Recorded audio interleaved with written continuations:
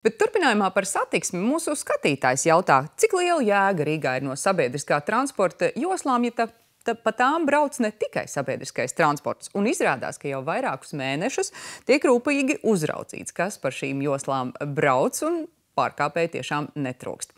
Reidā kopā ar pašvaldības policiju devās kolēģis Kristaps Puriņš. Vai un kā tiek aprēķināts, cik liela jēga ir no sabiedriskā transporta joslām? Un vai autovadītāji tās tik tiešām ievēro? Dosimies reidā. Izbrauksim, parādīšu jums vietas, kur notiek visbiežāk šīs pārkāpumi. Deglavas iela virzienā uz centru, rīta stundās. Un līdz pirmajam pārkāpējam ilgi nav jāgaida.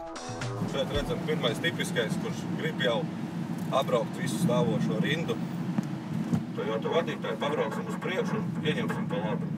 Par minēto pārkāpumu par braukšanu pa sabiedriskā transporta joslu paredzētais sots ir 40 eiro apmērā, un likumdevējs nav paredzējis ne brīdinājumu, ne cita summa, ir viena konstanta 40 eiro. Noteikumi paredz, ka braukt pa sabiedriskā transporta joslu var elektroauto, motocikli, taksometri, bet citi var braukt, ja ir jānogriežas pa labi. Taču, ieņemot šo joslu tikai īsi pirms krustojuma, nepārkāpjot nepārtraukto līniju. No gada sākuma līdz šim brīdim kopā ir nedaudz vairāk par 1600 šādu pārkāpumu. Lielākā daļa pārkāpumu ir konstatēta pēdējo 3 mēnešu laikā. Tātad pārkāpēju tiešām daudz. Dronu izmantošana esot ļoti efektīva. Nav traferēta mašīna, ko cilvēki redz. Ar viņu var redzam pilnīgi visu pārkāpumu, ko pārkāpējs izdarīs no līdz. Šeit mēs jau redzam visu ielu no augšas. Rekur varētu būt arī pirmais jau vadītājs, kurš jau brauc. Kristiāna, rekur brauc. Nieka 5 minūšu laikā jau ir noķerti 3 autovadītāji, kuri brauc pa sabiedriskā transporta joslām. Viens no tiem pat bez derīgas vadītāja apliecības. Viņam medicīniskā izziņa ir beigusies. Nu jau mēs šeit esam 10 minūtes un pārbaudīsim, vai jau policijas ekipāža ir parādīta veizā. Un jā, te mēs esam. Ziņojumi jau ir saņemti. Jums tas patīk vai nepatīk, ka veizā atzīmē, ka ir policija? Nu, kā policijas darbiniekam es teikšu, protams, ka man patīk, tāpēc, ka tas tomēr disciplinē vadītājs, un viņi tomēr negrib vairāk pārkāpt šos noteikumus. Galvenā priekšrocība, ko dod šīs sabiedriskā transporta joslas, ir, ka transporta kustība kļūst prognozējama un precīza, kā arī krietni ātrāk. Un to pierāda veiktie pētījumi pirms un pēc sabiedriskā transporta joslas ierīkošanas. Piemēram, 8 minūtes ir varbūt tāds uzlabota transporta kustība bijis jau pagājušajā gada Ģelbes ielā. Tad tur ir plus 8 minūtes. Ja mēs skatāmies Deglavas ielā ieviesto sabiedriskā transporta joslu starp pieturvietām no Ilūgstes un Daugavas stadiona ielas, tad rīta posmā, kas ir tas rīta pieķa laiks, šo te posmu sabiedriskais transports var izbraukt praktiski par 20 minūtēm ātrāk. Lēmumu, kur ierīkot sabiedriskā transporta joslas, ierosina Rīgas satiksme, ko pēc tam izvērtē mobilitātes un ārtelpas departaments. Noteikti sabiedriskā transporta joslām ir jēga, un tās ir vairāk nekā 30 km pilsētā pašlaik, un mēs arī turpināsim attīstīt tuvākajos gados šādas sabiedriskā transporta joslas.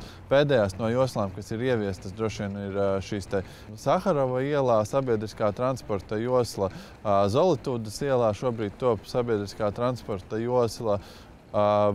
Noteikti turpinās darbs, lai pēc remontdarbiem saglabātos sabiedriskā transporta josla arī Vaidavas ielā un Deglavas ielā. Laikapstākļi pasliktinās, tādēļ ar dronu fiksēt pārkāpējus nevaram.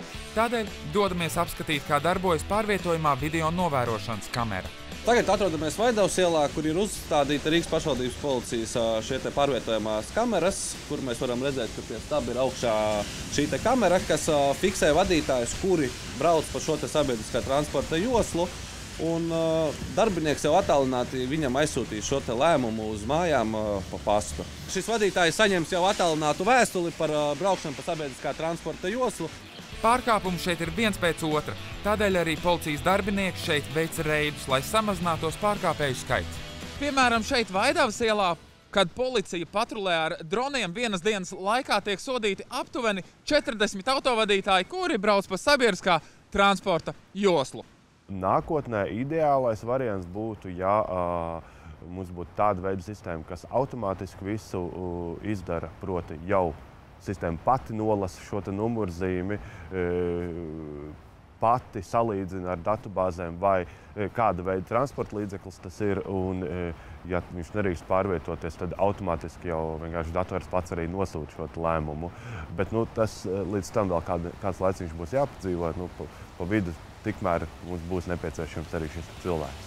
Vietas, kur veikt reidus, izvēlas pēc saņemtajām iedzīvotāju sūdzībām, kā arī satiksmes departaments ziņo, kur visbiežāk tiek pārkāpti ceļu satiksmes noteikumi.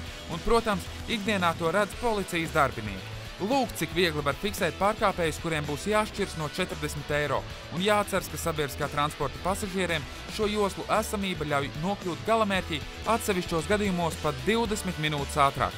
Kristaps Puriņš, Ints Ivans, 4. studija.